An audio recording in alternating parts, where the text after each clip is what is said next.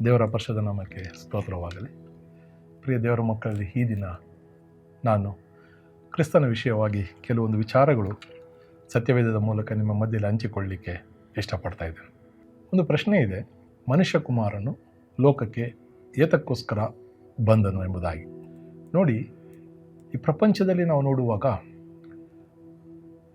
ನಾನಾ ವಿಷಯಗಳು ನಮ್ಮ ಕಣ್ಣೆದುರಿಗೆ ಇದೆ. ಆದರೆ ಕ್ರಿಸ್ತನಾದ ದೇವರು ಮನುಷ್ಯ ಕುಮಾರನು ಆತನು ಲೋಕಕ್ಕೆ ಒಂದು ಉದ್ದೇಶಕ್ಕೋಸ್ಕರ ಆತನು ಬರ್ತಾನೆ. ಅದಕ್ಕೆ ನಾನಾ ಕಾರಣಗಳನ್ನು ಸತ್ಯವೇದದಲ್ಲಿ ನೋಡ್ತಿದ್ದೇವೆ. ಈ ರೀತಿಯಾದಂಥ ದೇವರನ್ನು ನಾವೇನು ಮಾಡ್ತಾಯಿದ್ದೇವೆ? ನಾವು ಆತನನ್ನು ಹಿಂಬಾಲಿಸ್ತಾ ಇದ್ದೇವೆ, ಆತನನ್ನು ಅಂಗೀಕರಿಸಿಕೊಂಡಿದ್ದೇವೆ, ಆತನ ರಕ್ಷಣೆ ಮಾರ್ಗದಲ್ಲಿ ನಾವು ನಡೀತಾ ಇದ್ದೇವೆ. ಯಾಕಂದರೆ ಇದರ ಮುಂದಿನ ದಿನಗಳಲ್ಲಿ ಅಥವಾ ಮುಂದಿನ ನಮ್ಮ ನಂತರ ನಮಗೆ ಅದರ ಮೂಲಕ ಆಶೀರ್ವಾದ ಉಂಟು, ರಕ್ಷಣೆ ಉಂಟು. ನಮಗೆ ಉನ್ನತವಾದಂಥ ಒಂದು ಪರಲೋಕ ರಾಜ್ಯವು ದೇವರು ನಮಗೋಸ್ಕರ ಆತನ ಸಿದ್ಧ ಮಾಡಿಟ್ಟಿರುವ ಕಾರಣ ನಾವು ಈ ದಿನ ಆತನನ್ನು ಈ ಲೋಕದಲ್ಲಿ, ಆತ ನಮಗೆ ಕೊಟ್ಟಿರುವಂಥ ಈ ಲೋಕದಲ್ಲಿ ಆತನು ಕೊಟ್ಟಿರುವಂಥ ಕೆಲವು ಸಮಯಗಳು ನಾವು ಆತನಿಗೋಸ್ಕರ ಜೀವಿಸುವುದು ಅದು ತುಂಬ ಒಳ್ಳೆಯದು ಎಂಬುದಾಗಿ ನಾನು ನಿಮ್ಮ ಮಧ್ಯೆಯಲ್ಲಿ ಹೇಳಲಿಕ್ಕೆ ಇಷ್ಟಪಡೋದನ್ನಾಗಿದ್ದೇನೆ. ನಾವು ದೇವರ ಮಕ್ಕಳಾದವರು ಪ್ರಪಂಚದಲ್ಲಿ ನಾವು ವಾಸ ಮಾಡ್ತಾ ಇದ್ದೇವೆ. ಈ ವಾಸ ಮಾಡ್ತಾ ಇರುವಂಥ ಸಮಯದಲ್ಲಿ ನೋಡಿ, ದೇವರು ಆತನ ವಾಕ್ಯದ ಮೂಲಕ ನಾನಾ ಸಮಯಗಳಲ್ಲಿ ಆತನು ನೇರವಾಗಿ ಸ್ಪಷ್ಟವಾಗಿ ನಮಗೆ ಆತನು ಕೆಲವೊಂದು ವಾಗ್ದಾನಗಳನ್ನು ಆತನಿಗೆ ನಮಗೆ ದಯಪಾಲಿಸಿದ್ದಾನೆ. ಒಂದು ವಾಕ್ಯ ಹೇಳ್ತದೆ, ಮತ್ತಾಯನ ಸುವಾರ್ತೆ 28ನೇ ಅಧ್ಯಾಯ 18ನೇ ವಾಕ್ಯದಲ್ಲಿ ಹೇಳ್ತಿದೆ ನೋಡಿ, ಪರಲೋಕದಲ್ಲಿಯೂ ಭೂಲೋಕದಲ್ಲಿಯೂ ಎಲ್ಲ ಅಧಿಕಾರವೂ ನನಗೆ ಕೊಡಲ್ಪಟ್ಟಿದೆ ಎಂಬುದಾಗಿ. ನಿಜವಾಗಲೂ ಈ ವಿಚಾರ ಹೇಗಿದೆ ಅಂದರೆ, ದೇವರಿಗೆ ಆತನಿಗೆ ಇಂಥ ಒಂದು ಬಲವಾದ ಅಧಿಕಾರವು ತಂದೆಯಾದ ದೇವರು ತನ್ನ ಮಗನಾದ ಯೇಸು ಸ್ವಾಮಿಗೆ ಅಧಿಕಾರವನ್ನು ದಯಪಾಲಿಸಿದ್ದಾನೆ. ಅದನ್ನು ದೇವರು ತಾನೇ ಇಟ್ಟುಕೊಳ್ಳದೆ ಆತನೇನು ಮಾಡ್ತಾನೆ, ಅದನ್ನು ತನ್ನ ಮಕ್ಕಳಾದ ಈ ಲೋಕದಲ್ಲಿ ಆತ ಹಿಂಬಾಲಿಸುವಂಥ ನಾವುಗಳು, ದೇವರ ಮಕ್ಕಳುಗಳು, ಆತನು ಅದನ್ನು ನೇರವಾಗಿ ನಮಗೋಸ್ಕರ ಆತನು ದಯಪಾಲಿಸ್ತಾ ಇದೆ. ಮತ್ತೊಂದು ವಾಕ್ಯದಲ್ಲಿ ನಾವು ನೋಡುವಾಗ ಲೂಕನ ಸುವಾರ್ತೆ 10:19 ಹೇಳ್ತಾ ಇದೆ, ನೋಡಿರಿ ಅವುಗಳನ್ನು, ಚೇಳುಗಳನ್ನು, ವೈರಿಯ ಸಮಸ್ತ ಬಲವನ್ನು ತುಳಿಯುವುದಕ್ಕೆ ನಿಮಗೆ ಅಧಿಕಾರ ಕೊಟ್ಟಿದ್ದೇನೆ ಎಂಬುದಾಗಿ. ನಿಜವಾದ ಎಷ್ಟು ಒಂದು ಅದ್ಭುತನಾದ ದೇವರು ನೋಡಿ, ತನಗೆ ಸಿಕ್ಕಂಥ ಒಂದು ಅಧಿಕಾರವನ್ನು ಆತನೇನು ಮಾಡ್ತಾ ಇದ್ದಾನೆ ತನ್ನ ಮಕ್ಕಳಿಗೆ. ಯಾಕಂದರೆ ಇದು ನಮಗೆ ತುಂಬ ಉಪಯೋಗಕರವಾದಂಥ ವಿಚಾರ. ಯಾಕಂದರೆ ದೇವರ ಮಕ್ಕಳಾದ ನಮಗೆ ಆತನು ಪ್ರಕೃತಿಯ ಮೇಲೆ ಸಹ ಆತನು ನಮಗೆ ಅಧಿಕಾರವನ್ನು ಕೊಡ್ತಾ ಇದ್ದಾನೆ. ಮತ್ತು ಹಾಗೆ ಆತನು ಹೇಳ್ತಾ ಇದ್ದಾನೆ, ವೈರಿಗಳ ಸಮಸ್ತ ಬಲವನ್ನು ನೋಡಿ. ಈ ಪ್ರಪಂಚದಲ್ಲಿ ನಾವು ನೋಡುವಾಗ ವೈರಿಗಳು ಎಂಬುದಾಗಿ ನೋಡುವಾಗ ನಾವು ಮನುಷ್ಯರನ್ನ ಬಗ್ಗೆ ಯೋಚನೆ ಮಾಡ್ತೇವೆ. ಆದರೆ ನಿಜವಾಗಲೂ ನಮ್ಮ ವೈರಿಗಳು ಮನುಷ್ಯರಲ್ಲ. ನಮ್ಮ ವೈರಿಗಳು ನಮ್ಮ ವಿರೋಧಿಯಾದಂಥ ಸೈತಾನನು ನಮ್ಮ ವಿರೋಧವಾಗಿ ಆತನು ಮಾಡುವಂಥ ಪ್ರಯತ್ನಗಳು, ಆತನ ಯೋಜನೆಗಳನ್ನು ನಾಶಪಡಿಸಲಿಕ್ಕೆ ದೇವರು ನಮಗೇನು ಮಾಡ್ತಾ ಇದ್ದಾನೆ, ಆತನು ಸ್ಪಷ್ಟವಾಗಿ ಹೇಳ್ತಾ ಇದ್ದಾನೆ, ಅದನ್ನು ವೈರಿಯ ಸಮಸ್ತ ಬಲವನ್ನು ಜಯಿಸುವುದಕ್ಕೆ ನಿಮಗೆ ಅಧಿಕಾರ ಕೊಟ್ಟಿದ್ದೀನಿ ಎಂಬುದಾಗಿ ಕರ್ತನಾದ ಸ್ವಾಮಿ ಯೇಸು ನಮಗೆ ಈ ಮಾತನ್ನು ಹೇಳ್ತಾರೆ. ನಿಜವಾಗಲೂ ಪ್ರಿಯ ದೇವರ ಮಕ್ಕಳೇ, ನಾವು ಈ ಒಂದು ವಿಚಾರದಲ್ಲಿ ನಾವು ಸ್ಪಷ್ಟವಾಗಿ ಈ ವಾಗ್ದಾನಗಳನ್ನು ದೇವರು ನಮಗೆ ಕೊಟ್ಟಂತ ಅನುಗ್ರಹಿಸಿದಂಥ ಅಧಿಕಾರ, ಈ ಮಾತುಗಳನ್ನು ನಾವು ನಿಜವಾಗಲೂ ನಾವು ಅದನ್ನು ನಮ್ಮ ಹೃದಯಗಳಲ್ಲಿ ತೆಗೆದುಕೊಂಡು ನಾವು ಅದನ್ನು ಉಪಯೋಗಿಸುವುದಾದರೆ ನಿಜವಾಗಲೂ ನಾವು ದೊಡ್ಡ ಒಂದು ಕಾರ್ಯವನ್ನು ಈ ಪ್ರಪಂಚದಲ್ಲಿ ನಾವು ನೋಡಲಿಕ್ಕೆ ಸಾಧ್ಯ ಇದೆ ಎಂಬುದಾಗಿ ಹೇಳ್ತೀನಿ. ಹಾಗೆ ನಾವು ನೋಡುವಾಗ ಮತ್ತೊಂದು ವಿಚಾರ ನಾವು ನೋಡ್ತೇನೆ. ಲೂಕನ ಸುವಾರ್ತೆ 19ನೇ ಅಧ್ಯಾಯಕ್ಕೆ ಬರೋಣ. ಇಲ್ಲಿ ಅಧಿಕಾರವನ್ನು ದೇವರು ನಮಗೆ ಕೊಟ್ಟಿದ್ದಾನೆ. ದೇವರು ಕೊಟ್ಟಂಥ ಅಧಿಕಾರ ಯೇಸು ಸ್ವಾಮಿ ನಮಗೆ ದಯಪಾಲಿಸಿದ್ದಾನೆ. ಹಾಗೆ ನಾವು ಲೂಕನ ಸುವಾರ್ತೆಗೆ ಬಂದಾಗ ಲೂಕ 19:1ನೇ ವಾಕ್ಯ ಹೇಳ್ತಾ ಇದೆ. ನಾನು ಅದನ್ನು ಓದ್ತೀನಿ ನೋಡಿ. ಇಲ್ಲಿ ಈ ವಾಕ್ಯದಲ್ಲಿ ನೋಡುವಾಗ ಯೇಸು ಸ್ವಾಮಿ ಯೆರೂಸಲೇಮಿನಿಂದ ಆತನ ಪ್ರಯಾಣ ಮಾಡ್ತಾ ಇದ್ದಾನೆ. ಪ್ರಯಾಣ ಮಾಡುವಂಥ ಸಮಯದಲ್ಲಿ ಆತನು ಯೆರಿಕೋ ಪಟ್ಟಣವನ್ನು ದಾಟಿ ಹೋಗುವಂಥ ಒಂದು ಸಂದರ್ಭ ಬರುತ್ತೆ. ಆ ಯೆರಿಕೋ ಪಟ್ಟಣವನ್ನು ದಾಟುವಂಥ ಸಂದರ್ಭದಲ್ಲಿ ಆತನ ಹಿಂದೆ ಮುಂದೆ ಸುಮಾರು ಜನಗಳು ಬಹಳವಾಗಿ ಆತನನ್ನು ಹಿಂಬಾಲಿಸ್ತಾ ಇರ್ತಾರೆ. ಅಲ್ಲಿ ಒಂಥರ ಗುಂಪಾಗಿ ಜನಗಳು ಆ ರಸ್ತೆ ತುಂಬ ಇರ್ತಾರೆ. ಆ ಸಮಯದಲ್ಲಿ ಅಲ್ಲಿದ್ದಂಥ ಒಬ್ಬ ಶ್ರೀಮಂತನು ಮತ್ತು ಆತನು ಅಧಿಕಾರಿಯಾಗಿರ್ತಾನೆ, ಸುಂಕದ ಅಧಿಕಾರಿಯಾಗಿರ್ತಾನೆ. ಆತನ ಹೆಸರು ಜಕ್ಕಾಯನ್ ಎಂಬುದಾಗಿ. ನೋಡಿ, ಆತ ಜಕ್ಕಾಯ ಯೇಸು ಸ್ವಾಮಿ ವಿಚಾರವನ್ನು ಆತನ ಮುಂಚೆ ಕೇಳಿದ್ದಾನೆ, ಆತನ ಬಗ್ಗೆ ತಿಳ್ಕೊಂಡಂಥ ಸಮಯದಲ್ಲಿ ಆತನಿಗೆ ಒಂದು ಆಸೆ. ಯಾಕಂದರೆ ಆತನು ಎಲ್ಲ ಜನಗಳ ಮಧ್ಯೆಯಲ್ಲಿ ಹೋಗಿ ಕ್ರಿಸ್ತನನ್ನು ನೋಡಲಿಕ್ಕೆ ಅವಕಾಶ ಇಲ್ಲ. ಯಾಕಂದರೆ ಆತನ ಒಬ್ಬ ದೊಡ್ಡ ಅಧಿಕಾರಿ ಮತ್ತು ಆತನ ಶ್ರೀಮಂತನಾಗಿರ್ತಾನೆ. ಇವು ಸಾಮಾನ್ಯ ಜನಗಳ ಮಧ್ಯೆ ನಾವು ಹೋಗಬೇಕಾ ಎಂಬುದಾಗಿ ಒಂದು ಆತನಿಗಿರುವಂಥ ಒಂದು ಸಮಸ್ಯೆ. ನಾನೇನು ಮಾಡ್ತಾನೆ, ಆತನು ಹೋಗೋದಿಲ್ಲ. ಏನು ಮಾಡ್ತಾನೆ, ಯಾರಿಗೂ ಅಷ್ಟು ಜನ ಇರುವಂಥ ಸಮಯ ನಾನು ಯಾರಿಗೂ ಕಾಣಿಸ್ಬಾರ್ದು, ನನ್ನನ್ನು ಯಾರೂ ನೋಡಬಾರ್ದು ಎಂಬುದಾಗಿ ಏನು ಮಾಡ್ತಾನೆ, ಯೇಸು ಸ್ವಾಮಿ ಸ್ವಲ್ಪ ದೂರದಲ್ಲಿ ಇರುವಾಗಲೇ ಆತನೇನು ಮಾಡ್ತಾನೆ, ಅವರು ಬರುವಂಥ ರಸ್ತೆಯ ಬದಿಯಲ್ಲಿದ್ದಂಥ ಒಂದು ಆಲದ ಮರದ ಮೇಲೆ ಏನು ಮಾಡ್ತಾನೆ, ಆತನು ಯಾರಿಗೂ ಕಾಣದೈತೆ, ನನ್ನನ್ನು ಯಾರೂ ನೋಡ್ತಾ ಇಲ್ಲ. ಆ ಒಂದು ಯೋಚನೆಯಲ್ಲಿ ಆತನ ಮರದ ಮೇಲೆ ಹತ್ತಿ ಅಲ್ಲಿಂದ ಕೂತ್ಕೊಂಡು ಆತನ ಯೇಸು ಸ್ವಾಮಿ ಮರದ ಹತ್ತಿರ ಆತನ ದಾಟುವಾಗ ಆತನ ನೋಡಿಬಿಡೋಣ, ಜನರ ಗುಂಪಿನ ಮಧ್ಯದಲ್ಲಿ ಯೇಸು ಸ್ವಾಮಿ ಇರುವಾಗ ಆತನನ್ನು ನೋಡ್ಬೋದು ಅನ್ನೋ ಒಂದು ಆಲೋಚನೆ ಪ್ರಕಾರ ಈತನ ಮರದ ಮೇಲೆ ಹತ್ತಿ ಕೂತ್ಕೋತಾನೆ. ಕೂತ್ಕೊಂಡದ ಸಮಯದಲ್ಲಿ ಯೇಸು ಸ್ವಾಮಿ ಆ ರಸ್ತೆಯ ಮಾರ್ಗವಾಗಿ ಬರ್ತಾರೆ. ಬಂದಾಗ ನಿಜವಾಗಲೂ ಆತನು ದಿವ್ಯ ಸ್ವರೂಪಿ ಅಲ್ವಾ, ಆತನಿಗೆ ಎಲ್ಲವೂ ಗೊತ್ತು, ನಮ್ಮ ಹೃದಯದಲ್ಲಿ ಏನು ನಡೀತಿದೆ ಎಂಬುದು ಆತನಿಗೆ ಗೊತ್ತಿರುತ್ತೆ. ಆದರೆ ಈತನ ಪ್ರಯತ್ನಗಳು ಎಲ್ಲೋ ಯೇಸು ಸ್ವಾಮಿಗೆ ಹಾಗೆಲ್ಲ ಗೊತ್ತಾಗಿತ್ತು. ಆತನ ಏನು ಮಾಡ್ತಾನೆ, ಯೇಸು ಸ್ವಾಮಿ ಬಂದ ತಕ್ಷಣ ಮರದ ಕೆಳಗೆ ಆತನ ತಲೆ ಎತ್ತಿ ಜಕ್ಕಾಯನ ಮೇಲೆ ಕೂತಿರೋದನ್ನು ನೋಡಿ ಅವ್ರು ಹೇಳ್ತಿರೋ ಒಂದು ಮಾತನ್ನು ನೋಡಿ ಎಷ್ಟು ಸುಂದರವಾಗಿದೆ. ಯೇಸು ಅಲ್ಲಿಗೆ ಬಂದು ಮೇಲಕ್ಕೆ ನೋಡಿ, ಜಕ್ಕಾಯನೇ ತಟ್ಟನೆ ಇಳಿದು ಬಾ, ನಾನು ಈ ಹೊತ್ತು ನಿನ್ನ ಮನೆಯಲ್ಲಿ ಇಳುಕೊಳ್ಳಬೇಕು ಎಂಬುದಾಗಿ ಅವನಿಗೆ ಹೇಳಲು ತಟ್ಟನೆ ಇಳಿದು ಬಂದು ಆತನನ್ನು ಸಂತೋಷದಿಂದ ಸೇರಿಕೊಂಡನು. ಪ್ರಿಯ ದೇವರ ಮಕ್ಕಳು, ನಾನು ಯಾಕೆ ಈ ಮಾತು ಹೇಳ್ತಾ ಇದ್ದೀನಿ ಅಂದರೆ, ಈ ಪ್ರಪಂಚದಲ್ಲಿ ಇವತ್ತು ನಾವು ದೇವರ ಮಕ್ಕಳು ನಾನಾ ಸ್ಥಳಗಳಲ್ಲಿ, ನಾನಾ ಊರುಗಳಲ್ಲಿ, ನಾನಾ ಪ್ರದೇಶಗಳಲ್ಲಿ ನಾವೇನು ಮಾಡ್ತಿದ್ದೀವಿ, ವಾಸ ಮಾಡ್ತಾ ಇದ್ದೀವಿ. ಆದರೆ ಅಲ್ಲಿ ಅಕ್ಕಪಕ್ಕದಲ್ಲಿದ್ದಂಥ ಮನೆಗಳಲ್ಲಿ ನಾನಾ ತೊಂದರೆಗಳಿದ್ದಾವೆ, ಅವ್ರಿಗೆ ಸಮಸ್ಯೆಗಳಿದೆ, ನೋವುಗಳಿದೆ, ಸತ್ಯ ಎಂಬುದಾಗಿ ಗೊತ್ತಿಲ್ಲ. ಇಂಥ ಸಮಯದಲ್ಲಿ ಅವರಿಗೆ ನನಗೆ ಎಲ್ಲಿ ಸಮಾಧಾನ ಸಿಗುತ್ತೆ? ಅವ್ರು ಮಾಡ್ತಾರೆ, ನಾನಾ ಕಾರ್ಯಗಳು ಅವ್ರು ಮಾಡ್ತಾ ಇರ್ಬೋದು, ಅವ್ರು ಸಮಾಧಾನ ಸಿಗುವಂಥ ಕಾರ್ಯಗಳು ಯಾರೋ ಮೂಲಕ ಕೇಳಿ ಅವ್ರು ಮಾಡ್ತಾ ಇರ್ತಾರೆ. ಆದರೆ ಈ ಕ್ರಿಸ್ತನ ಸಮಾಧಾನ ಎಂಬುದು ನಮ್ಮ ಹೃದಯದಲ್ಲಿ ನಾವು ಬಂದಾಗ ನಿಜವಾಗಲೂ ಇದರಷ್ಟು ಒಂದು ಒಳ್ಳೆಯ ಕಾರ್ಯ ಯಾವುದೂ ಇರೋದಿಲ್ಲ. ಪ್ರಿಯ ದೇವರ ಮಕ್ಕಳೇ, ನೋಡಿ, ಈ ರೀತಿಯಾದಂಥ ಕಾರ್ಯವು ದೇವರು ನಮ್ಮಿಂದ ಮಾಡಲಿಕ್ಕೆ ಆತನು ಇಷ್ಟಪಡ್ತಾ ಇದ್ದಾನೆ ಎಂಬುದು ಹೇಳಲಿಕ್ಕೆ ಇಷ್ಟಪಡ್ತೇನೆ. ಈ ಸಮಯದಲ್ಲಿ ನೋಡಿ, ಜಕ್ಕಾಯನು ಮರದಿಂದ ಇಳಿದು ಬರ್ತಾನೆ. ಸ್ವಾಮಿ ಹೇಳ್ತಾನೆ, ನಾನು ಈ ದಿನ ನಿಮ್ಮ ಮನೆಯಲ್ಲಿ ತಂಗ್ತೇನೆ ಎಂಬುದಾಗಿ. ನೋಡಿ, ಜಕ್ಕಾಯನ ಜೀವಿತದಲ್ಲಿ ಆಗುವಂಥ ಮಾನಸಾಂತರ, ಆತನ ಜೀವಿತದಲ್ಲಿ ಆಗುವಂಥ ಬದಲಾವಣೆಗಳು ನೋಡುವಾಗ ನಿಜವಾಗ್ಲೂ ಆತನ ಮನಸ್ಸಲ್ಲಿತ್ತು, ನಾನು ಪಾಪಿ, ನಾನು ಜನಗಳಿಗೆ ಮೋಸ ಮಾಡಿದ್ದೇನೆ, ಅವರಿಂದ ಒಂದಂಗಿಂತ 4 ಪಟ್ಟು ನಾನು ಅವರಿಂದ ಕಂದಾಯಗಳನ್ನು ನಾನು ತೆಗೆದುಕೊಂಡಿದ್ದೆ ಎಂಬುದು ಆತನ ಮನಸ್ಸಲ್ಲಿತ್ತು. ಆದರೆ ಯಾವಾಗ ಯೇಸು ಸ್ವಾಮಿ ಆತನನ್ನು ನಾನು ನಿನ್ನ ಮನೆಯಲ್ಲಿ ಬರ್ತೀನಿ, ನಿನ್ನ ಜೊತೆಗೆ ಇರ್ತೇನೆ ಎಂಬುದಾಗಿ ಹೇಳಿದಾಗ ಈತನ ಹೃದಯ ಕಾರ್ಯ ಮಾಡ್ತು. ಆತನ ಹೃದಯದಲ್ಲಿ ಯೇಸು ಸ್ವಾಮಿ ಪ್ರವೇಶ ಮಾಡಿದರು. ಆಗ ಆತನು ತನ್ನನ್ನೇ ತಾನು ಸಮರ್ಪಿಸಿಕೊಂಡು ಆತನು ಹೇಳ್ತಾನೆ. ನೋಡಿ, 8ನೇ ವಾಕ್ಯ ಹೇಳ್ತದೆ, ಆದರೆ ಜಕ್ಕಾಯನು ನಿಂತುಕೊಂಡು ಸ್ವಾಮಿಗೆ, ಸ್ವಾಮಿ ನೋಡು, ನನ್ನ ಆಸ್ತಿಯಲ್ಲಿ ಅರ್ಧವನ್ನು ಬಡವರಿಗೆ ಕೊಡುತ್ತೇನೆ. ನಿಜವಾಗಲೂ ಇದು ಒಬ್ಬ ಪಾಪಿಯಾದ ಮನುಷ್ಯನ ಒಂದು ಬದಲಾವಣೆ ನಾವು ನೋಡುವಾಗ ನೋಡಿ, ಯೇಸು ಸ್ವಾಮಿ ಆತನ ಹೃದಯದಲ್ಲಿ ಕಾರ್ಯ ಮಾಡ್ತಾ ಇದ್ದಾನೆ. ಆತನೊಟ್ಟಿಗೆ ಮಾತನಾಡುವಾಗ ಆತನಲ್ಲಿದ್ದಂಥ ಎಲ್ಲ ರೀತಿಯಾದ ಮಾನಸಾಂತರ ಉಂಟಾಗ್ತಾ ಇದೆ. ಆತನಿಗೆ ತನ್ನ ಪಾಪದ ಅರಿವು, ಅದನ್ನು ಅರಿಕೆ ಮಾಡಿಕೊಂಡು ಆತನು 8ನೇ ವಾಕ್ಯ ಈ ರೀತಿಯಾಗಿ ಮಾತಾಡ್ತಾ ಇದ್ದಾನೆ. ಸ್ವಾಮಿ ನೋಡು, ನನ್ನ ಆಸ್ತಿಯಲ್ಲಿ ಅರ್ಧವನ್ನು ಬಡವರಿಗೆ ಕೊಡ್ತೀನಿ, ಮತ್ತು ನಾನು ಅನ್ಯಾಯವಾಗಿ ಯಾರಿಂದಾದರೂ ಏನಾದರೂ ಎಳೆದುಕೊಂಡೇ ಆದರೂ ಅದಕ್ಕೆ 4ರಷ್ಟು ನಾನು ಹಿಂದಕ್ಕೆ ಕೊಡುತ್ತೇನೆ. ನೋಡಿ, ಎಷ್ಟು ಒಂದು ಬಹಳವಾದಂಥ ಒಂದು ವಿಶೇಷವಾದ ಕಾರ್ಯ. ಒಬ್ಬ ವ್ಯಕ್ತಿ ತನ್ನ ತಪ್ಪಿನ ಅರಿವಾದಾಗ ಆತನೇನು ಮಾಡ್ತಾ ಇದ್ದಾನೆ, ತಾನು ಮೋಸವಾಗಿ ಸಂಪಾದಿಸಿದನು 4ರಷ್ಟು ಕೊಡ್ತೇನೆ ಎಂಬುದಾಗಿ ಆತನ ವಾದ ಮಾಡ್ತಾ ಇದ್ದಾನೆ ಕ್ರಿಸ್ತನ ಮುಂದೆ.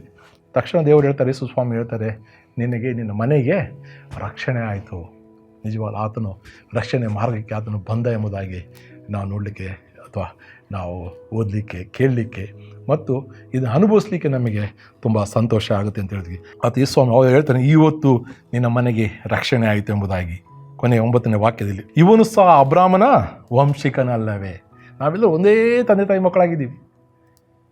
ನಮ್ಮ ಪೂರ್ವಜರು ಅಬ್ರಾಹ್ಮರಾಗಿದ್ದಾರೆ, ನಮ್ಮ ತಾತ ಅಬ್ರಾಹ್ಮನಾಗಿದ್ದಾನೆ, ನಾವೆಲ್ಲರೂ ಆತನ ಮಕ್ಕಳಾಗಿದ್ದೇವೆ. ಆದರೆ ಆ ಮಕ್ಕಳಲ್ಲಿ ಎಷ್ಟೋ ಜನ ಹೊರಗಡೆ ಇದ್ದಾರೆ. ಅವರು ಸಹ ಈ ಕ್ರಿಸ್ತನ ಮನೆಯೊಳಗೆ ಬರಬೇಕಾಗಿದ್ದು ತುಂಬ ಒಂದು ಅವಶ್ಯಕತೆ ಇದೆ ಎಂಬುದಾಗಿ ನಾನು ನಿಮಗೆ ಹೇಳಲಿಕ್ಕೆ ಇಷ್ಟಪಡ್ತೇನೆ. ಹಾಗೆ ಸ್ವಾಮಿ ಇನ್ನೊಂದು ಮಾತು ಹೇಳ್ತಾರೆ, ಮನುಷ್ಯ ಕುಮಾರನ್ನು ಕೆಟ್ಟು ಹೋಗಿರುವುದನ್ನು ಹುಡುಕಿ ರಕ್ಷಿಸೋದಕ್ಕೆ ಬಂದನು ಎಂಬುದಾಗಿ ಆತನು ಹೇಳ್ತಾ ಇದ್ದಾನೆ. ದೇವರ ಮಕ್ಕಳೇ, ನೋಡಿ, ಈತನು ಎಷ್ಟು ಅದ್ಭುತವಾಗಿ, ಎಷ್ಟು ಸುಂದರವಾಗಿ ಆ ಪ್ರಯಾಣದ ಸಮಯದಲ್ಲಿ ಸಹ ದೇವರು ತನ್ನ ಕಾರ್ಯವನ್ನು ಆತನು ಮಾಡ್ತಾ ಇದ್ದಾನೆ. ಜಕ್ಕಾಯನ ಜೀವಿತದಲ್ಲಿ ಆದ ರೀತಿಯಲ್ಲಿ ನಮ್ಮ ಮನೆಗಳ ಸುತ್ತಮುತ್ತಲೇ, ನಮ್ಮ ಊರಿನಲ್ಲಿ ಆಗಲಿಕ್ಕೆ ಸಾಧ್ಯತೆ ಉಂಟು. ತುಂಬ ಸಹೋದರ ಸಹೋದರಿಯರೇ, ಈ ಪ್ರಪಂಚದಲ್ಲಿ ನೋಡುವಾಗ ನಾನಾ ತೊಂದರೆಯಲ್ಲಿ, ಹಾಸ್ಪಿಟ್ಲ್ಗಳಲ್ಲಿ, ಸಾಲಗಳಲ್ಲಿ ಜನಗಳು ಕಷ್ಟಗಳು, ಸಮಸ್ಯೆಗಳನ್ನು ಎದುರಿಸ್ತಾ ಇದ್ದಾರೆ. ಆದರೆ ದೇವರ ವಾಕ್ಯ ಹೇಳ್ತದೆ, ಅಧಿಕಾರವುಳ್ಳ ದೇವರು ಎಲ್ಲ ಅಧಿಕಾರವನ್ನು ನನಗೆ ಕೊಡಲ್ಪಟ್ಟಿದೆ ಎಂಬುದು ಯೇಸು ಸ್ವಾಮಿ ಹೇಳಿದೆ. ಆ ಅಧಿಕಾರ ನಮಗೆ ಸಿಕ್ಕಿದೆ. ಆ ಅಧಿಕಾರವನ್ನು ನಾವು ಉಪಯೋಗಿಸಿಕೊಂಡು ನಾವು ಪ್ರಾರ್ಥನೆಯ ಮೂಲಕ ಅನ್ಯ ಮಕ್ಕಳ ಮಧ್ಯೆ ನಾವು ಮಾತನಾಡುವಾಗ, ಅವರಿಗೆ ಸಮಾಧಾನ ಹೇಳುವಾಗ, ಅವರಿಗೆ ಸಾಂತ್ವನ ಹೇಳುವಾಗ, ಅವರಿಗೆ ಪ್ರಾರ್ಥಿಸುವಾಗ, ಅವರಿಗೆ ಬಿಡುಗಡೆ ಆಗುವ ಮೂಲಕ ಅವರ ರಕ್ಷಣೆ ಕಾರ್ಯಕ್ಕೆ, ಅವರ ರಕ್ಷಣೆ ಮಾರ್ಗವನ್ನು ತೆರೀಲಿಕ್ಕೆ ನಾವು ದೊಡ್ಡ ಸಾಧನಗಳು ಆಗ್ತೇವೆ ಎಂಬುದಾಗಿ ನಾನು ಹೇಳಲಿಕ್ಕೆ ಖಂಡಿತವಾಗಲೂ ಇಷ್ಟಪಡ್ತೀನಿ. ಅದೇ ರೀತಿಯಾಗಿ ನಾವು ಮುಂದೆ ನೋಡುವಾಗ, ಎಲ್ಲ ಕಾರ್ಯಗಳು ಮಾಡುವಾಗ ದೇವರು ವಾಕ್ಯ ಹೇಳುತ್ತೆ, ಇದರಲ್ಲಿ ನಿನಗೇನು ಸಿಗಬೇಕು? ದೇವರ ಮಕ್ಕಳು, ನಮಗೆ ಇದನ್ನು ಪ್ರತಿಫಲ ಇದೆ. ನಾವು ಸುಮ್ಮನೆ ಈ ಕಾರ್ಯಗಳನ್ನು ನಾವು ಮಾಡ್ತಾ ಇಲ್ಲ. ಏಕೆಂದರೆ ದೇವರ ವಾಕ್ಯ ಹೇಳ್ತೆ ಗಲಾತ್ಯನ ಪತ್ರಿಕೆಯಲ್ಲಿ ನೋಡುವಾಗ ನಾವು ಯಾಕೆ ಈ ಕಾರ್ಯಗಳನ್ನು ಮಾಡ್ತೇವೆ, ದೇವರು ನಮಗೆ ಯಾಕೆ ಅಧಿಕಾರವನ್ನು ಕೊಟ್ಟರು ಎಂಬುದಾಗಿ ನೋಡುವಾಗ ನಾವು ದೇವರ ವಾಕ್ಯ ಹೇಳ್ತದೆ ಗಲಾತ್ಯನ ಪತ್ರಿಕೆ 3:26 ನೋಡುವಾಗ ನೀವೆಲ್ಲರೂ ಕ್ರಿಸ್ತ ಯೇಸುವಿನಲ್ಲಿರುವ ನಂಬಿಕೆಯ ಮೂಲಕ ನೀವು ಪುತ್ರರು ಪುತ್ರಿಯರು ಆಗಿದ್ದೀರಾ ಎಂಬುದಾಗಿ ದೇವರ ವಾಕ್ಯ ಸ್ಪಷ್ಟವಾಗಿ ಹೇಳ್ತಾ ಇದೆ. ಅಂದರೆ ದೇವರು ನಮಗೆ ಅಧಿಕಾರ ಕೊಡ್ತಾರೆ ಅಂತ ಹೇಳುವಾಗ ನಾವು ಯಾರಾಗಿದ್ದೀವಿ, ದೇವರು ನಮ್ಗೆ ಯಾಕೆ ಅಧಿಕಾರ ಕೊಡಬೇಕು ಅಂತ ನೋಡುವಾಗ ನಾವು ಆತನ ಮಕ್ಕಳಾಗಿದ್ದೇವೆ. ತಂದೆ ತನ್ನ ಮಕ್ಕಳಿಗೆ ಅಧಿಕಾರ ಕೊಡ್ತಾರೆ, ಅದೇ ರೀತಿಯಾಗಿ ಬೇರೆಯವ್ರ ಮಕ್ಕಳಿಗೆ ಅವರು ಅಧಿಕಾರ ಕೊಡೋದಿಲ್ಲ. ಹಾಗೆಯೇ ದೇವರು ತನ್ನ ಮಕ್ಕಳಾದ ನಮಗೆ ಆತನು ಅಧಿಕಾರವನ್ನು ನಮಗೆ ಕೊಟ್ಟನು. ಕಾರಣ ನಾವು ಆತನ ಮಕ್ಕಳಾಗಿದ್ದೇವೆ. ಆ ಕೊಟ್ಟಂಥ ಅಧಿಕಾರವನ್ನು ನಾವು ಉಪಯೋಗಿಸಬೇಕು.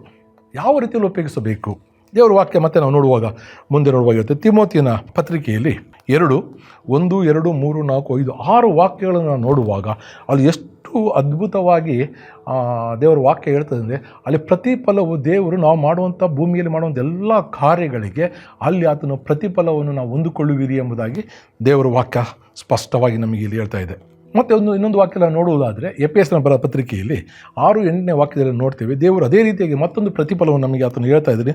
ಒಬ್ಬನು ದಾಸನಾಗಲಿ ಸ್ವತಂತ್ರನಾಗಲಿ ತಾನು ಯಾವ ಕಾರ್ಯವನ್ನು ಮಾಡುತ್ತಾನೋ ಅದರ ಪ್ರತಿಫಲವನ್ನು ಕರ್ತನಿಂದ ಹೊಂದುವನೆಂಬುದನ್ನು ನೀವು ತಿಳಿದಿದ್ದವರಾಗಿಯೇ ಇದ್ದೀರಿ. ನಾವು ಪೌಲನ ಎಫೆಸದವರ ಬರೆದ ಪತ್ರಿಕೆಯಲ್ಲಿ ಆತನು ಅನುಭವಿಸಿದಂಥ ಕಾರ್ಯಗಳನ್ನು ನೋಡುವಾಗ ಆತನು ನಿಜವಾದ ರೀತಿಯಲ್ಲಿ ದೇವರು ಮಕ್ಕಳು ನಮಗೆ ಆತನ ಪ್ರತಿಫಲವನ್ನು ನಮಗೆ ಇಟ್ಟಿದ್ದಾನೆ. ನಾನಾ ರೀತಿಯ ಆಶೀರ್ವಾದಗಳನ್ನು ದೇವರು ನಮಗೆ ದಯಪಾಲಿಸಲಿಕ್ಕೆ ಆತನ ಶಕ್ತನಾದಂಥ ದೇವರು ಯೇಸು ಸ್ವಾಮಿಯಾಗಿದ್ದಾನೆ. ಪ್ರಿಯ ದೇವರ ಮಕ್ಕಳೇ, ದೇವರು ಯೇಸು ಸ್ವಾಮಿನ ಮೊದಲನೇ ವಾಕ್ಯವನ್ನು ಓದಿ ಮತ್ತಾಯ 28 ನಾವು ಓದುವಾಗ ಆತನು ಹೇಳ್ತಾನೆ, ಪರಲೋಕದಲ್ಲಿಯೂ ಭೂಲೋಕ ಎಲ್ಲ ಅಧಿಕಾರ ನನಗೆ ಕೊಡಲ್ಪಟ್ಟಿದೆ. ಅದೇ ರೀತಿಯಲ್ಲಿ 20ನೇ ವಾಕ್ಯದಲ್ಲಿ ನಾವು ನೋಡುವಾಗ, ನೋಡಿರಿ ನಾನು ಯುಗದ ಸಮಾಪ್ತಿಯವರೆಗೂ ಎಲ್ಲ ದಿವಸ ನಿಮ್ಮ ಸಂಗಡ ಇರುತ್ತೇನೆ. ನಾವು ಯೋಚಿಸಬೇಕಾದ ವಿಷಯ. ಯಾಕಂದರೆ ನಾವು ಅನ್ಕೋತೀವಿ ನಮ್ಮ ಮನಸ್ಸಿನಲ್ಲಿ ನಮಗೆ ಲೋಕದಲ್ಲಿ ಯಾರಪ್ಪ ಇದ್ದಾರೆ, ನಮಗೆ ಯಾರು ಸಹಾಯ ಮಾಡ್ತಾರೆ, ನಮ್ಮ ಪರಿಸ್ಥಿತಿ ಏನು ಎಂಬುದಾಗಿ ನಾವು ಯೋಚಿಸುವಂಥ ಸಮಯದಲ್ಲಿ ದೇವರ ವಾಕ್ಯ ಏನು ಹೇಳ್ತಾ ಇದೆ, ಯುಗದ ಸಮಾಪ್ತಿಯವರೆಗೂ ನಾನು ನಿಮ್ಮೊಂದಿಗೆ ಇರುತ್ತೇನೆ ಎಂಬುದಾಗಿ ದೇವರು ಸ್ಪಷ್ಟವಾಗಿ ಖಂಡಿತವಾಗಿಯೂ ಆತನು ವಾಗ್ದಾನ ರೂಪವಾಗಿಯೂ ಆತನು ಹೇಳ್ತಾ ಇದ್ದಾನೆ. ಈ ರೀತಿ ಹೇಳ್ತಾ ಇದ್ದಂಥ ದೇವರು ನಮ್ಮ ಜೊತೆಯಲ್ಲಿ ಇರುವುದರಿಂದ ನಾವು ಭಯಪಡುವ ಅವಶ್ಯಕತೆ ಇಲ್ಲ. ನಾವು ಈ ಪ್ರಪಂಚದಲ್ಲಿ ನಾನಾ ವಿಚಾರಗಳು ನೋಡ್ತೇವೆ. ನಾವು ಕ್ರೈಸ್ತರಾದವರು ಇವತ್ತು ಹೇಗಿದ್ದೇವೆ ಅಂದರೆ ನಾವು ತುಂಬ ಭಯವುಳ್ಳವರಾಗಿದ್ದೇವೆ. ನಾವು ಹೆದರ್ತೀವಿ. ಅಕ್ಕಪಕ್ಕದವ್ರು ಮಾಡುವಂಥ ಕಾರ್ಯಗಳು ನೋಡಿ ನಮಗೆ ಭಯ ಆಗ್ತಾಯಿದೆ. ದೇವರ ವಾಕ್ಯ ಹೇಳ್ತದೆ, ನಿನ್ನೊಟ್ಟಿಗೆ ನಾನಿದ್ದೀನಿ. ನಾವು ನಿಜವಾಗಲೂ ಹೇಳುತ್ತೇನೆ ಪ್ರಿಯ ದೇವರ ಮಕ್ಕಳೇ, ನಾವು ದೇವರ ಮಕ್ಕಳಾಗಿದ್ದೀವಿ, ದೇವರ ಪುತ್ರರಾಗಿ ಹೆದರುವಂಥ ಅವಶ್ಯಕತೆ ಇಲ್ಲ. ನೀವು ನೇರವಾಗಿ ಸ್ಪಷ್ಟವಾಗಿ ನ್ಯಾಯ ನೀತಿಯನ್ನು ನಡೆಸ್ತಿರುವಂಥ ದೇವರ ಮಕ್ಕಳಾದ ನಾವುಗಳು ಹೆದರುವಂಥ ಯಾಕೆ ಹೆದರಬೇಕು? ಕೆಲವು ವಿಚಾರಗಳನ್ನು ಖಂಡಿಸಬೇಕಾಗುತ್ತೆ. ದೇಶದಲ್ಲಿ ಪ್ರಪಂಚ ನಾವು ನೋಡುವಾಗ, ನಾವು ಸೆಕ್ಯುಲರ್ ಲೈಫಲ್ಲಿ ನೋಡುವಾಗ ಅಧಿಕಾರಿಗಳು ಕೆಲಸ ಮಾಡೋದಿಲ್ಲ, ಲಂಚ, ಭ್ರಷ್ಟಾಚಾರ, ರಾಜಕೀಯ ವ್ಯಕ್ತಿಗಳು ನಾನಾ ಕಾರ್ಯಗಳಲ್ಲಿ ಈ ದಿನ ಭಾಗಿಯಾಗ್ತಾ ಇದ್ದಾರೆ. ಸಮಾಜಕ್ಕೆ ಒಳ್ಳೆಯದಾಗುವಂಥ ಕಾರ್ಯಗಳು ಎಲ್ಲೂ ನಮಗೆ ಕಾಣಲ್ಪಡ್ತಾ ಇಲ್ಲ. ಈ ಸಮಯದಲ್ಲಿ ದೇವರು ನಮಗೆ ಕೊಟ್ಟಿರುವಂಥ ವಿಚಾರ ಏನಂದರೆ, 1 ತಿಮೋತಿಯಲ್ಲಿ ನಾವು 1ನೇ ವಾಕ್ಯ 6ನೇ ವಾಕ್ಯ ನೋಡುವಾಗ ಆತನ ಹೇಳ್ತಾನೆ, ಅರಸುಗಳಿಗೂ ಎಲ್ಲರಿಗೂ ನೀವೇನು ಮಾಡಿ, ಅಧಿಕಾರಿಗಳಿಗಾಗಿ ನೀವು ಪ್ರಾರ್ಥನೆ ಮಾಡಿ. ಮೊಣಕಾಲು ಕುಂತು ನಾವು ಪ್ರಾರ್ಥನೆ ಮಾಡುವಾಗ ದೇವರು ಖಂಡಿತವಾಗಲು ಬಹಳ ದೊಡ್ಡ ಅದ್ಭುತ ಕಾರ್ಯವನ್ನು ಆತನು ಮಾಡುವನಾಗಿದೆ. ನಮ್ಮ ಜೀವಿತದ ಅನುಭವಿಸಿದ ಪ್ರಿಯ ದೇವರ ಮಕ್ಕಳೇ, ನಾವು ಪ್ರಾರ್ಥನೆ ಮಾಡುವಾಗ ನಮ್ಮ ರಸ್ತೆ ಇಲ್ಲದ ಸಮಯದಲ್ಲಿ ನಾವು ಸೇವೆ ಮಾಡುವಂಥ ಸ್ಥಳಗಳಲ್ಲಿ ಆತ ರಸ್ತೆಯನ್ನು ನಿರ್ಮಾಣ ಆಗಿದೆ. ಎಲ್ಲಿದ್ದರೆ ರಸ್ತೆ ನಿರ್ಮಾಣ ಆಗಿದೆ, ನಮ್ಮ ಸ್ಥಳ ಎಷ್ಟಕ್ಕೆ ನಾವು ಪ್ರಾರ್ಥನೆ ಅಷ್ಟಕ್ಕೆ ರಸ್ತೆ ನಿರ್ಮಾಣ ಆಗಿದೆ. ಇದು ತುಂಬ ವಿಶೇಷವಾದಂಥ ಒಂದು ಅದ್ಭುತ.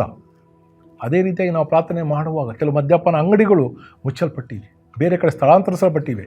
ಈ ರೀತಿಯಾಗಿ ದೇವರು ನಮ್ಮ ಕುಟುಂಬಗಳ ದೇವರು ಅದ್ಭುತ ಮಾಡಿದ್ದಾನೆ. ನಾವು ಸೇವೆ ಮಾಡುವಂಥ ಸ್ಥಳಗಳಲ್ಲಿ ದೇವರು ಬಿಡುಗಡೆಗಳನ್ನು ಕೊಡ್ತಾ ಇದ್ದಾನೆ.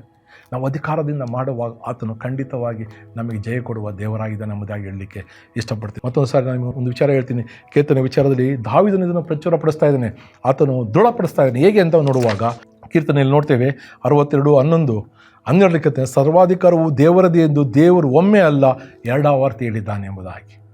ಆತನು 2 ಸಾರಿ ಹೇಳ್ತಾನೆ, ಸರ್ವಾಧಿಕಾರಿಯು ನಾನಾಗಿದ್ದೇನೆ ಎಂಬುದಾಗಿ. ದಾವೀದನು ಅನುಭವಿಸ್ತಾ ಇದ್ದಾನೆ ಪ್ರಿಯ ದೇವರ ಮಕ್ಕಳೇ. ಅದೇ ರೀತಿಯಾಗಿ ಮತ್ತೆ ನಾವು ಮುಂದೆ ಓದುವ, ಕರ್ತನು ನೀನು ಪ್ರೀತಿ ಸ್ವರೂಪನಾಗಿ ಪ್ರತಿಯೊಬ್ಬನಿಗೂ ಅವನವನ ಕೃತ್ಯಗಳಿಗೆ ತಕ್ಕ ಪ್ರತಿಫಲವನ್ನು ಕೊಡುವಂತನಲ್ಲವೇ ಎಂಬುದಾಗಿ ದಾವೀದನು ದೃಢಪಡಿಸ್ತಾ ಇದ್ದಾನೆ. ಆತನು ನಿಜವಾಗಲೂ ನಾವು ಮಾಡುವಂಥ ಕಾರ್ಯಕ್ಕೆ, ನಾವು ಮಾಡುವಂಥ ಸೇವೆಗೆ, ನಾವು ಮಾಡುವಂಥ ಎಲ್ಲ ದೇವರಿಗೆ ಸಂಬಂಧಪಟ್ಟಂಥ ವಿಚಾರಗಳಲ್ಲಿ ನಾವು ಮಾಡುವಂಥ ಎಲ್ಲ ಕಾರ್ಯಗಳಿಗೆ ಆತನು ತಕ್ಕ ಪ್ರತಿಫಲವನ್ನು ಆತನು ನಮಗೆ ಕೊಡುವನಾಗಿದ್ದಾನೆ ಪ್ರಿಯ ದೇವರ ಮಕ್ಕಳೇ. ಮತ್ತೊಂದು ವಾಕ್ಯ ಹೇಳ್ತದೆ 28ನೇ ಅಧ್ಯಾಯದಲ್ಲಿ 19ನೇ ವಾಕ್ಯ ಹೇಳ್ತದೆ, ನೀವು ಹೋಗಿ ಲೋಕದ ಕಟ್ಟೆ ಕಡೆ ಹೋಗಿ ನನ್ನ ಹೆಸರಿನಲ್ಲಿ ಸುವಾರ್ತೆಯ ಸಾರಿ ನೀವು ತಂದೆ ಮಗ ಪರಿಶುದ್ಧಾತ್ಮನ ಹೆಸರಿನಲ್ಲಿ ದೀಕ್ಷಾಸ್ಥಾನ ಕೊಡಿ ಎಂಬುದಾಗಿ ದೇವರ ವಾಕ್ಯ ಹೇಳ್ತಾ ಇದೆ. ಅದು ಹೇಳಿದಂತ ನೋಡಿ, ಸುಮಾರು 1ನೇ ಶತಮಾನದ 33ನೇ ವರ್ಷದಲ್ಲಿ ಈ ಕಾರ್ಯ ನಡೀತದೆ. ಆ ಕಾರ್ಯ ನಡೆದಂಥ ಸಮಯ ಅಲ್ಲಿಂದ ಮುಂದೆ ನಿಜವಾಗ್ಲೂ ಹೇಳಬೇಕಂದ್ರೆ ನಾವು ಸತ್ಯವೇದವನ್ನು ಅಪೊಸ್ತಲರ ಕೃತ್ಯಗಳನ್ನು 1ನೇ ಅಧ್ಯಾಯ 14ನೇ ಅಧ್ಯಾಯ ತನಕ ನಾವು ಹೋಗುವ ಅಲ್ಲಿ ನಡೆದಂಥ ಒಂದು ಸೇವೆ ವಿಚಾರವನ್ನು ನೋಡುವಾಗ ಬಹಳ ಆಸಕ್ತಿಯುಳ್ಳದಾಗಿದೆ. ಆ ಅಧ್ಯಾಯದಲ್ಲಿ ನೋಡಿ, ಅಲ್ಲಿ ಯೋಹಾನ, ಪೇತ್ರ, ಸ್ತೇಫನು ಮತ್ತು ಫಿಲಿಪ್ಪನು, ಬಾರ್ನಬ, ಸೌಲಭ ಎಲ್ಲರೂ ಆ ಸ್ಥಳದಲ್ಲಿ ಆ ಸೇವೆಯನ್ನು ಮಾಡ್ತಾರೆ. ಆ ಸಮಯದ ಸ್ತೇಫನನ್ನು ಅಲ್ಲಿ ಅವರು ಹೇರೋದ ಅಧಿಕಾರಿ ಆತನನ್ನು ಶಿಕ್ಷೆ ಕೊಟ್ಟು ಅದನ್ನು ಸಾಯಿಸ್ತಾರೆ. ಅದರಲ್ಲಿ ಸೇವೆ ನಿಲ್ಲೋದಿಲ್ಲ, ಬಹಳ ಇನ್ನೂ ಹೆಚ್ಚಾಗಿ ಸೇವೆ ನಡೀತದೆ. ಜನಗಳು ಭಯವುಳ್ಳವರಾಗ್ತಾರೆ, ಎಷ್ಟೋ ಜನ ಚೆದರಿ ಹೋಗ್ತಾರೆ, ಆದರೂ ಸಹ ಅಲ್ಲಿ ಸೇವೆ ನಿಲ್ಲೋದಿಲ್ಲ. ಅದ್ಭುತವಾಗಿ ಸೇವೆ ನಡೀತದೆ. ನಾವು ದೇವರ ಮಕ್ಕಳಾದ ನಾವು ಎದುರುವಂಥ ಅವಶ್ಯಕತೆ ಇಲ್ಲ, ಏಕೆಂದರೆ ದೇವರು ಲೋಕದ ಕಟ್ಟ ಕಡೆಯುವಾಗ ಆತನ ಮೊಟ್ಟಿಗಿರುವವನಾಗಿದ್ದಾನೆ. ಪ್ರಿಯ ದೇವರ ಮಕ್ಕಳೇ, ಹಾಗೆ ನೋಡುವಾಗ ಮತ್ತೊಂದು ವಿಚಾರ ಹೇಳಿದಲ್ಲಿ ಫಿಲಿಪ್ಪನು ಸೇವೆ ವಿಚಾರವಾಗಿ ಯೆರೂಸಲೇಮ್ ಪ್ರಾಂತ್ಯದಲ್ಲಿ ಆತನ ಸೇವೆ ಮಾಡ್ತಾರಂಥ ಸಮಯದಲ್ಲಿ ಅಲ್ಲಿ ಒಂದು ವಿಶೇಷವಾದ ಕಾರ್ಯ, ಅಲ್ಲಿ ಒಬ್ಬ ಕಂಚುಕಿಯು ಪ್ರಯಾಣ ಮಾಡ್ತಾ ಇರ್ತಂಥ ಸಮಯದಲ್ಲಿ ಆತನ ರಥದ ಪಕ್ಕದಲ್ಲಿ ಫಿಲಿಪ್ಪನು ನಡ್ಕೊಂಡು ಹೋಗ್ತಾ ಇರ್ತಾನೆ. ಹೋಗುವಾಗ ಕಂಚುಕಿ ಯೆಶಾಯನ ಗ್ರಂಥವನ್ನು ಓದ್ತಾ ಇದ್ದಾನೆ.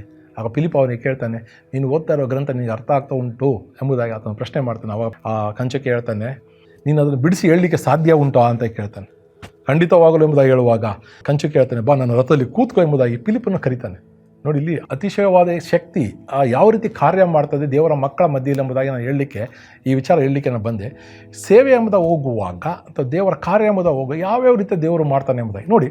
ಆ ಕಂಚುಕಿ ತಕ್ಷಣ ಆತನಿಗೆ ಹೇಳ್ತಾನೆ, ನನ್ನ ರಥದಲ್ಲಿ ಕೂತ್ಕೊ ಅಂತ ಹೇಳಿದಾಗ ಇವನು ಎದ್ದು ರಥದಲ್ಲಿ ಹತ್ತಿ ಕೂತ್ಕೋತಾನೆ.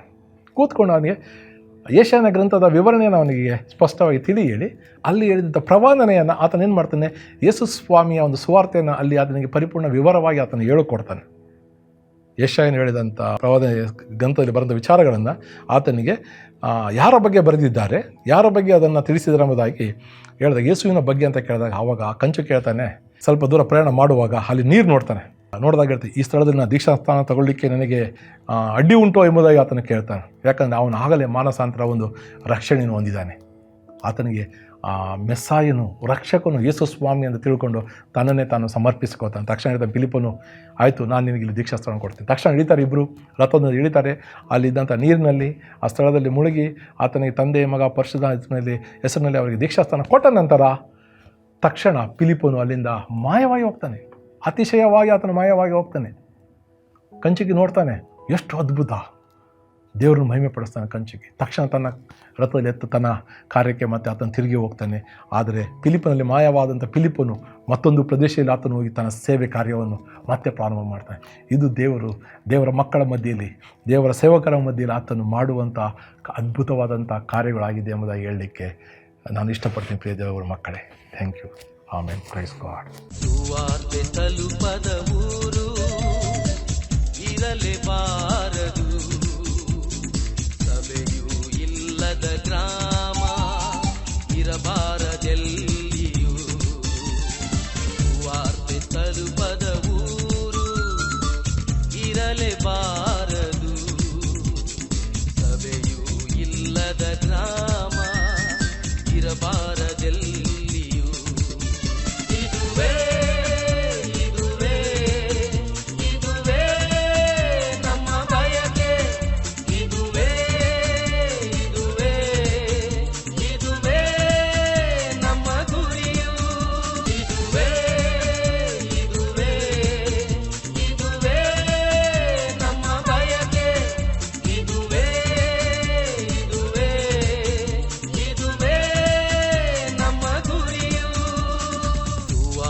ತಲುಪದ ಊರು ಇರಲೇಬಾರದು, ಸಭೆಯೂ ಇಲ್ಲದ ಗ್ರಾಮ